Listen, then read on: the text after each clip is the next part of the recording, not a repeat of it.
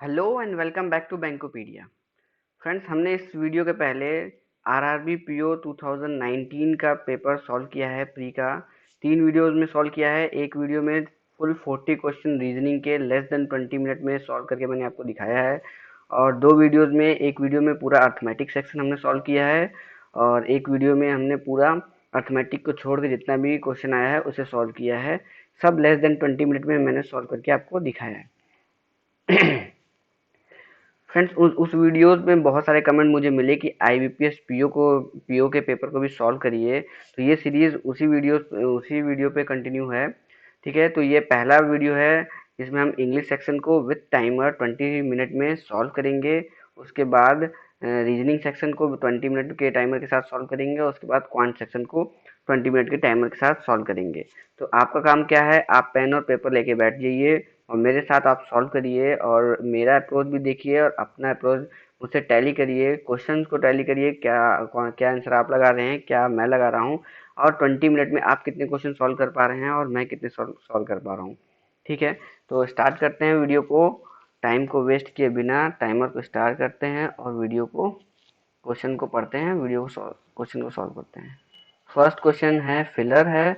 ठीक है, पढ़ते हैं। Invasive paste and weeds can country by flying over the border or by simply growing gratuitously. In such case, their entry is difficult. देखिए, इन fillers में क्या होता है, आपको पूरे पैराग्राफ को बांध के चलना है, एक दूसरे से कनेक्ट करते करते हुए पढ़ना है। ठीक है, तभी आप सॉल्व कर पाएंगे। अगर मीनिंग आप पैरा का नहीं समझे तो आपका आंसर गलत हो सकता है। तो दूसरे लाइन में क्या करा है कि entry entry is difficult. In such case entry is difficult, तो एंटर हुए हैं कंट्री में। ऊपर ऊपर की लाइन में लिख रहा है कि पेस्ट और वीट्स जो है कंट्री में एंटर हुए हैं। तो आने की बात हो रही है, तो फर्स्ट में आने की बात होगी। तो रीच में be the answer. Leave on, protrude, enter, any, search for.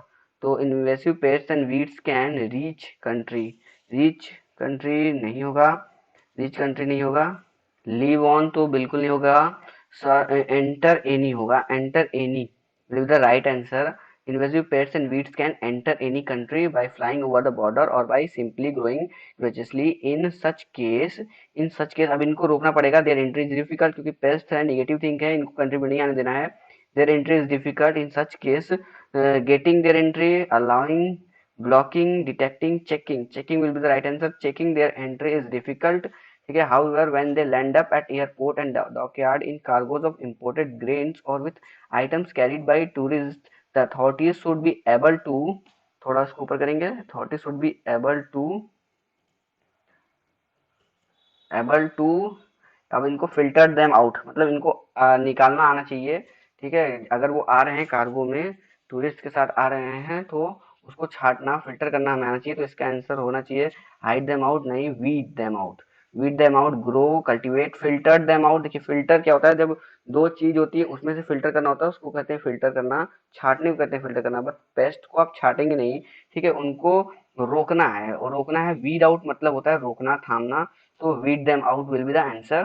weed out होगा। For this reason countries have animal and plant health quarantine facility at all trans border entry points। ठीक है, Tanzania however seems to have let it guard late मतलब तंजा ऊपर हमने पढ़ा कि आ रहे हैं, उनको रोकना मुश्किल है, इसीलिए एनिमल और प्लांट क्वारंटाइन फैसिलिटी बनाया जाता है।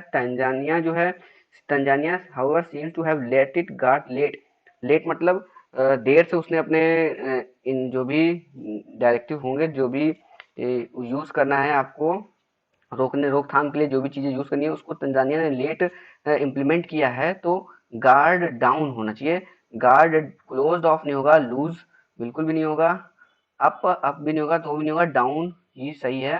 गार्ड डाउन ऑफ लेट, ये सही लग रहा है मुझे, बाद में हम चेक करेंगे सही कि नहीं। सही है। Specially with regard to agriculture product which from the bulk of its imports, it is difficult to establish how pests and weeds are entering of the country। what is what is that there is no institutional।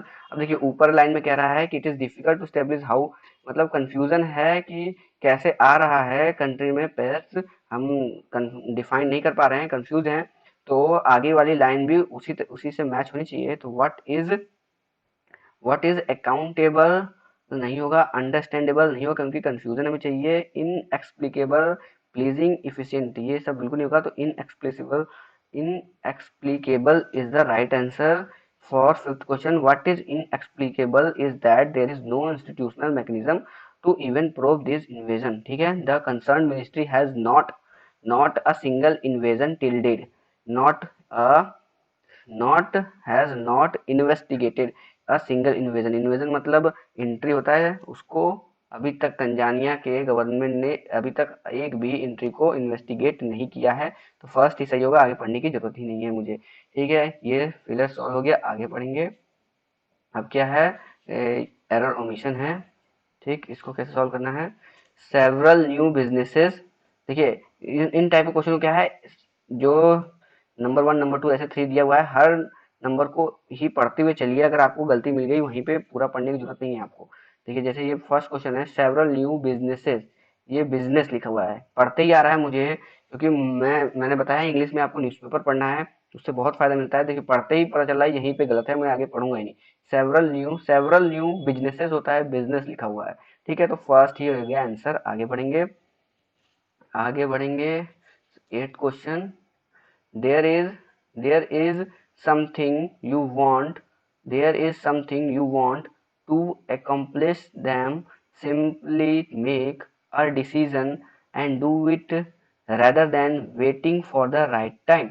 rather than wait होगा, waiting नहीं होगा rather than, फिर से पढ़ते हैं, if there is something you want to accomplish then simply make a decision and do it rather than wait होगा, यहाँ waiting नहीं होगा। तो fourth is our answer, wait for the right time होता है, waiting for the right time नहीं होगा। Question number 9, experts suggest that making experts suggest that making work rewarding may mean rethinking the way company are led नहीं होगा, companies होगा। देखिए are लगा हुआ है, कंपनीज आर लेड होगा, तो ये फोर्थ हो गया इसका, कंपनी आर लेड नहीं होगा, कंपनीज आर लेड होगा। तो इस तरीके से एक एक बार आप पढ़ेंगे, आपकी रीडिंग कैपेबिलिटी अच्छी है तो आप पढ़ते ही इसको सॉल्व कर सकते हैं। ठीक है, साइकोलॉजिस्ट हैज, यहीं पे गलत हो गया, साइकोलॉजिस्ट लिखा हैज नहीं होगा, हैव होगा। साइकोलॉजिस्ट हैव डन होगा, आगे पढ़ूंगा ही नहीं, 1 हो गया आंसर। आगे बढ़ते हैं 11th क्वेश्चन। 11th वाला क्या कह रहा है, we all have the ability to focus and concentrate, but only if we decide what is important to us and what and we want to accomplishing कोई वर्ड नहीं होता, accomplish होता है, accomplish होगा, यहाँ पे accomplish होगा, तो यही गलती है, फोर्थ हो गया आपका आंसर। आगे बढ़ेंगे 12th question. Just around 2 decade ago, यहाँ पे कुछ गड़बड़, जस्ट अराउंड 2 decade ago, ठीक है, फ्यू इमेजिन फ्यू इमेजिन नहीं होता है, few imagine that the robust data messaging voice and video connection could be establish with such edge. Few can could, यहाँ पे कुछ आना चाहिए, मोडाल्स आना चाहिए, फ्यू इमेजिन में ही मुझे गलत लग रहा है, तो सेकंड में इसको आंसर लगाऊंगा, ज्यादा देर टाइम वेस्ट नहीं करेंगे, आगे बढ़ेंगे। अब आ गया है आरसी, तो इस पैसेज को पढ़ते हैं। ठीक है, कहाँ से स्टार्ट हो रहा है, यहाँ से पढ़ेंगे। certain word printed locate, yeah, there are something pathetic about a minister's wishful thinking as he addressed the media and talked about his vision of 5G mobile generation for country X। He said his vision of 5G for the country was not just a rollout of service but the creation of intellectual property in the country and patent in 5G technology। This may be possible in a couple of decades, but right now we might as well be crying for the moon. While companies around the world, notably the Chinese, have secured thousands of patents in this revolutionary technology that will provide the platform for inventing a host of new product technologies and services, the companies in country X are yet to start field trials of 5G spectrum for which permission was granted just recently। मतलब देखिए केवल पढ़ते हुए नहीं जाना है, एक flow में पढ़ते हुए नहीं जाना है, 10 सेकंड 5 सेकंड 2 सेकंड रुक के ऊपर क्या पढ़े हैं उसको माइंड में गैदर भी करना है। अभी तक हमने पढ़ चुका है कि ये कोई कंपनी एक्स है, वहाँ 5G स्पेक्ट्रम पे अभी चर्चा चल रहा है, अभी वहाँ पे ट्रायल के लिए परमिशन मिला है, बट चाइनीज कंपनी वो थाउजेंड ऑफ पेटेंट्स पहले से डाल चुके हैं, इन्वेंशन के लिए कर चुके हैं, बट जो कंट्री एक्स है वो मून पे जाने की बात कर रहे हैं। यहाँ तक ये पढ़ चुके हैं हम। Equipment of these trials, needless to say, will be provided by foreign vendors. Most people assume that 5G will provide faster speed than 4G, which bypass the hinterland and work only patchily especially in urban area, but that would be a gross simplification. But that would be a gross simplification. ठीक है? A global 5G network will unify mobile communication and connect people and device to everything through the Internet of Things. Given that 3G 4G patent holders have controlled the use of mobile technology in the smartphone industry, those who own the intellectual property, primarily the standard essential patent, will become the market leader in the technology that will reshape the future. Okay. Country X has sent mission to the moon, but in the area where the technology pros matters most, the country is lost in a black hole. Not a single telecom firm of the country is in the list of 303 deployment of 5G technology worldwide. This industry list has 20 operators in 294 locations. Worse, although the domestic firms are expected to start their 3-month-long trial shortly, it is worth remembering that the industry is in straits, dire straits with huge depth and has indicated that it would be in no position to bid for 5G spectrum. Nor does country X have the kind of resource that China is investing in 5G. Apart from the sharp research effort on it, no vendor Chinese firm lion's share of patents command the lion's share of patents among the clutch of global firms that own IP in 5G. Its star performer Huawei to surge ahead with revenue soaring by 23%. Country X has to decide if Huawei is a security threat or not. Can country X ever catch up? Field trials are just the starting point. It merely allows operators and equipment makers to prove that the network they have designed in a laboratory actually work in practice. Then there is a long haul to a commercial rollout. As country X obsessed about its technology expertise in a mythical past, the future is looking decidedly dim. ठीक है, तो मतलब दो countries की बात हो रही है, एक्स और चाइनीज कंट्री की। एक्स जो है वो 5G स्पेक्ट्रम में बहुत पीछे है और उसने जस्ट अभी स्टार्ट किया है, बट चाइनीज जो है वो बहुत सारे इस पे पेटेंट अब थाउजेंड ऑफ पेटेंट डाल चुके हैं और वो ग्रोथ कर रहे हैं, और ऐसा कह रहा है कि क्या वो कैच कर पाएंगे चाइनीज कंपनी को कि नहीं। और वहाँ पे जो 5G की टेलीकॉम कंपनीज है कंट्री एक्स में, उनकी कंडीशन बहुत खराब है। कोई भी 5G पे अभी रिसर्च तक नहीं कर रहा है। यही सब बात थी। आगे पढ़ते हैं क्वेश्चन को। Which of the following carries a similar meaning of dire state? Dire state हमने पढ़ा था। डायर स्टेट का मतलब होता है कि बहुत ही खराब कंडीशन में। डायर स्टेट का मतलब डायरेक्ट होता है कि बहुत खराब कंडीशन है वहाँ पे। तो इसका हमने अभी बात किया है कि जो कंपनीज है एक्स में, कंट्री एक्स में, उनका स्टेट बहुत खराब था, बहुत बेकार सिचुएशन में है। तो यहाँ पे lack of employ, investing elsewhere, financial stable, difficult situation में है। और डिफिकल्ट सिचुएशन होगा इसका आंसर। 14 देखते हैं। Which of the following is true with reference to the passage? 5G connectivity will improve connectivity only in rural area, ऐसा कुछ भी नहीं है। Country X lag behind other countries in every field की तो बात ही नहीं हुई है। None of the given option. Many companies of X feature in the list of companies holding 5G, ये भी नहीं है, उल्टा बोल रहा है। तो ये क्या कह रहा है? The government of x has hugely invested in 5G which had paid large dividend, ऐसा बिल्कुल भी नहीं है। तो इसमें से आंसर हो जाएगा none of the given option. ठीक। 15th क्वेश्चन क्या कर रहा है? What does the author intend to convey from the following segment of the passage? कौन सा सेगमेंट है? इसको थोड़ा ऊपर करेंगे। But that would be a gross simplification. हाँ, ग्रॉस सिंप्लीफिकेशन जब वो बात कर रहा था कि केवल रूरल एरिया में कनेक्टिविटी हाई हो जाएगा, स्पीड हाई हो जाएगा, वहां पे इसने बोला था कि but that would be a gross simplification. ऐसे इसलिए कहा था क्योंकि केवल स्पीड ही हाई नहीं होगा, और भी चीजों में सुधार होगा। तो पढ़ते हैं option 5G technology is a lot more than just improve speed and, हाँ यही बात मैं कह रहा हूँ, इससे ज्यादा है। आगे कह रहा है टेलीकॉम कंपनीज वर्ल्ड वाइड इनका लॉस नहीं, there is not much difference between 4G, नहीं connectivity will be the only issue, नहीं 5G technology will provide only internet at, नहीं। तो ये ए आंसर होगा इसका, A will be the answer. आगे 16 क्वेश्चन लग रहा है। According to the author, what is the reason country X has not made great stride in 5G technology? Telecom companies of X are in bad shape, ये सही है। सही है। Slow pace of research in the field of, ये भी सही है। Economically backwardness नहीं है, ए और बी आंसर होगा, ऑप्शन सी हो जाएगा इसका। ठीक। 17th question, which of the following is opposite in meaning, opposite in meaning, पैचली।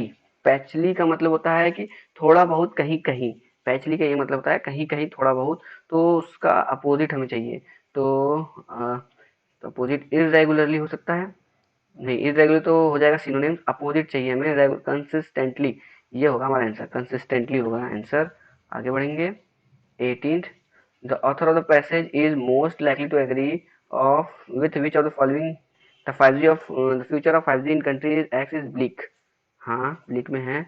China is usually responsible, नहीं किसी के लिए रिस्पॉन्सिबल नहीं है वो। Getting 5G technology patent is a TDS task, नहीं पता, तो A, only A will be the answer. 19th question क्या कह रहा है? 19th question is which of the following can fill the blank, blank जो था उसको on reside go on continues rest emerge, reside go on continue. 19th question fill in the blanks ये रहा कि इट स्टार परफॉर्म हुई, हुई का जो परसेंटेज था वो कंटिन्यू टू सर्च बढ़ते जा रहा था, कंटिन्यू होना चाहिए यहाँ पे, ये कंटिन्यू टू सर्च होगा, सी, सी हमारा कंटिन्यू टू सर्च हो जाएगा हमारा आंसर, सी। ओके, तो पैसेज हमारा खत्म हो गया। ये अब आएंगे, क्या है ये, the words are printed bold 1 2 3 4।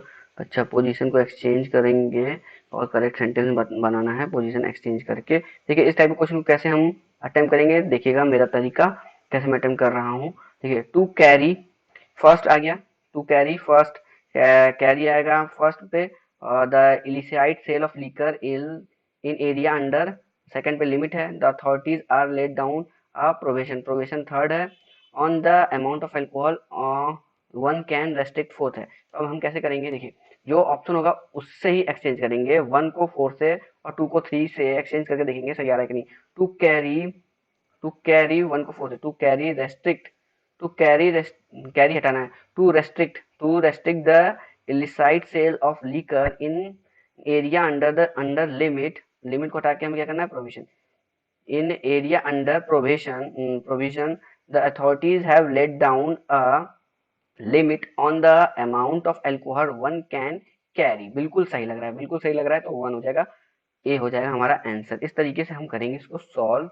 21st question क्या कह रहा है, एम्प्लॉय आर इल, इल हो गया वन, ऑब्लाइज हो गया सेकंड, ले ऑफ हो गया थर्ड और सिनेरियो फोर्थ। तो ए वन और टू को हम एक्सचेंज करेंगे, employees are obliged to go to work despite being too ill, सही है एकदम बिल्कुल सही है। लेकिन वन टू के साथ क्या और भी कॉम्बिनेशन है, हाँ यहाँ पे है, थ्री और फोर भी है, थ्री और फोर को भी एक्सचेंज करेंगे, employees are obliged to go to the work despite being too ill, especially in a exchange करेंगे, especially in a scenario where instance of layoff are on a rise। बिल्कुल सही है, तो option C हो जाएगा हमारा answer.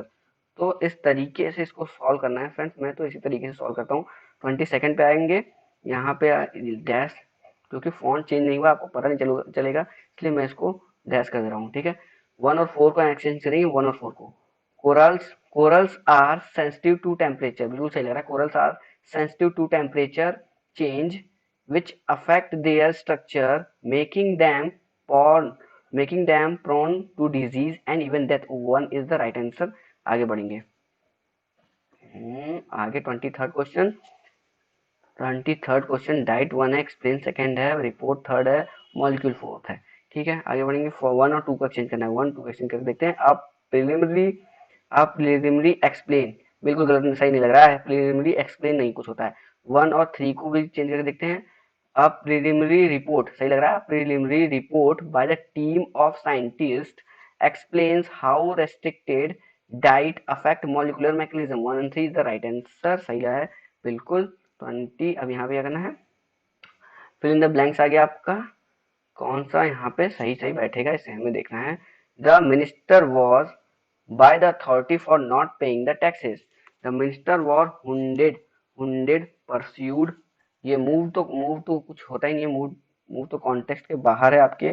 तो one और थ्री में से कुछ भी, हुंडेड मतलब होता है पीछे पड़ना, परस्यूड मतलब भी होता है पीछे पड़ना, हुंडेड मतलब एकदम हाथ पैर धो के पीछे पड़ना होता है। और मिनिस्टर क्या कर रहा है, bye the authority for not paying the taxes, tax नहीं पे कर रहा है, तो हाथ पैर धो के भी पीछे पड़ा जा सकता है, पीछे भी पड़ा जा सकता है, तो 1/3 दोनों सही है। E will be the right answer. 25th question पे चलेंगे।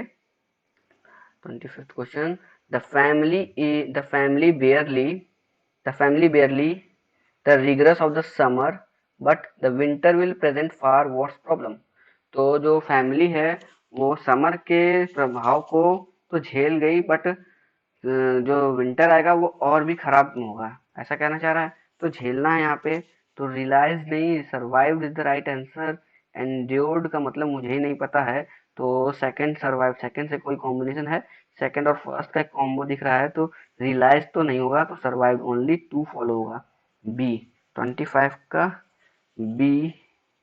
एंड्योर्ड का मुझे नहीं पता है, टू के साथ थर्ड भी आ रहा है, तो इसका कुछ भी हो सकता है, बी भी हो सकता है, डी भी हो सकता है, मैं बी लगा देता हूँ। ठीक, आगे बढ़ेंगे। 26 question, tobacco chewing and smoking has been a serious health care challenge in many developing countries. ठीक है, सीरियस, ठीक है, सिंसियर नहीं होगा, सेल्डम मतलब तो ये तो कॉन्टेक्स्ट के ही बाहर है, सेल्डम बिल्कुल नहीं होगा, सीरियस ओनली वन फॉलो, वो बी होगा। 26 आंसर बी हो जाएगा आपका कंफर्म। 27 पे जाएंगे। 27 क्वेश्चन नंबर 27। अब इसमें क्या करना है, इसमें बताना, चेंज करना है। बोल्ड लेटर में दिया है बट यहाँ पे आपको बोल्ड नहीं हुआ है, तो only can not help India, not only can help, ये बोल्ड में है। ओके, इसको आपको चेंज करना है इन सबसे।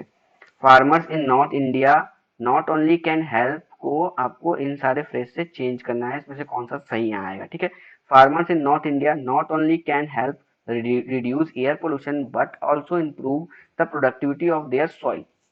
ओके, तो not only India can, not only होगा, कैन पहले आएगा, can not only. Farmers in north India can से दो है हमारे पास, can not only help, can only not help, तो बी आंसर होगा। बी लगाएंगे, farmers in north India can not only help reduce air pollution but also improve their productivity of their soil. 27 का B हो गया। 28 question पे चलेंगे अपन।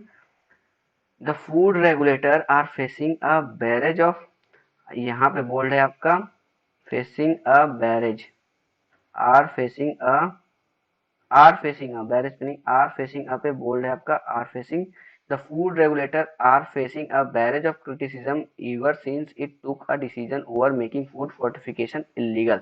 तो regulator है, फूड रेगुलेटर है, तो हैज का यूज होगा, हैव का तो यूज होगा नहीं, ये तो बिल्कुल इज फेसिंग नहीं होगा। यहाँ पे आपका हैज और हैड में से कुछ हो सकता है। ठीक है, 28 क्वेश्चन है, हैज और हैड में से क्या, had been facing a, the food regulator had been facing a barrage of, नहीं, हैज बीन फेसिंग होगा। डी लगाएंगे, अभी के लिए कंफ्यूजन है मुझे, डी लगाएंगे, has been facing a barrage of criticism. ठीक, 29 क्वेश्चन पे चलते हैं। 29th question, the The sesame seeds may like the sesame seeds may seem like an unlikely, यहाँ पे बोल्ड आपका कहाँ पे है, the sesame seed may like an unlikely representation for trace, यहाँ पे बोल्ड है आपका। ओके, ये आपका बोल्ड है, इसको चेंज करना है इन फ्रेज से। तो the sesame seeds may seem like an unlikely representative होना चाहिए यहाँ पे। ठीक है, representative for trace the historical of the history of the global food trade but it is the most apt one, representative होना चाहिए। तो रिप्रेजेंटेटिव में एक दो तीन दिया हुआ है, तो रिप्रेजेंटेटिव के साथ और क्या होना चाहिए, रिप्रेजेंटेटिव टू होगा, रिप्रेजेंटेटिव टू ट्रेस टू होगा, तो ये एफ ऑफ तो होगा ही, इन दोनों में से रिप्रेजेंटेटिव टू ट्रेसिंग, नहीं, टू ट्रेसिंग क्या होता है, रिप्रेजेंटेटिव टू ट्रेस, ये बी हो जाएगा हमारा answer. The sesame and seeds में seems like an unlikely representative to trace the, यहाँ B is the right answer. 30 question पे चलेंगे। Food with its notion of purity and impurity has and still continue to be a bone of contention among people from, bone of contention among people from, इस पे bold है यहाँ पे, contention among people from को change करना है, contention among among people from various caste, ठीक है, वेरियस कास्ट की बात हो रही है तो अमंग ही होगा, बिटवीन तो होगा नहीं, ये भी गलत हो गया आपका, ये भी गलत हो गया, अमंग ही आएगा, ठीक है।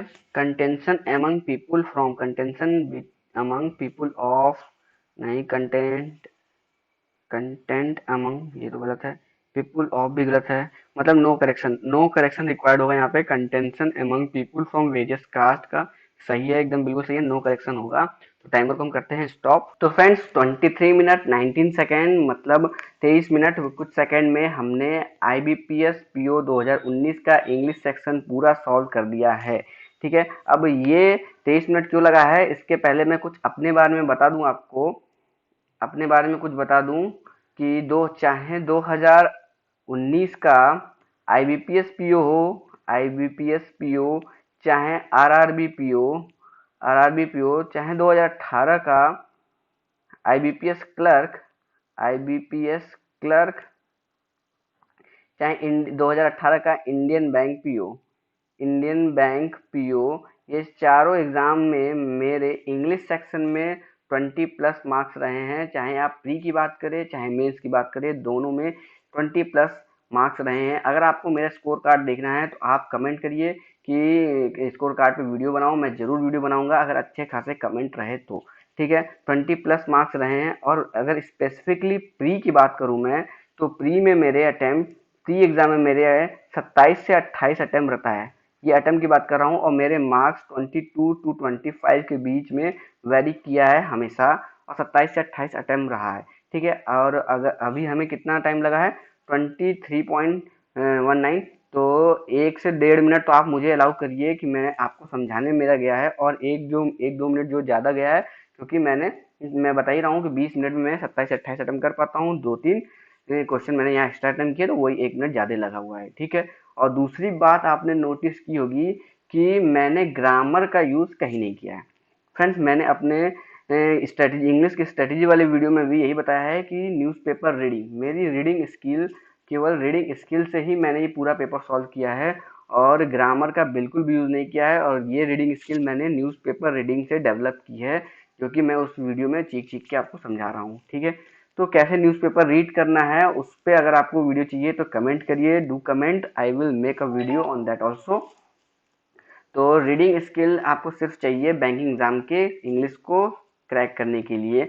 अब आप देखे होंगे 2-3 क्वेश्चन में मैं अटका हूँ, तो मैं वो 2-3 क्वेश्चन गलत भी हो सकते हैं। आप अगर कोई क्वेश्चन गलत आपको मिल रहा है, आंसर आपको लग रहा है ये सही होगा, तो कमेंट करिए, ठीक है। मिलते हैं आपसे नेक्स्ट वीडियो में रीजनिंग सेक्शन के साथ, उसको मैं आपको लेस देन 20 मिनट में सॉल्व करके दिखाऊंगा। चैलेंज है मेरा कि उसको मैं 20 मिनट के अंदर सॉल्व करूंगा पूरे 35 क्वेश्चन को, ठीक है। मिलते हैं कल फिर से, तब तक के लिए चैनल को सब्सक्राइब कर दीजिए और वीडियो को लाइक करके दीजिएगा। Thank you friends.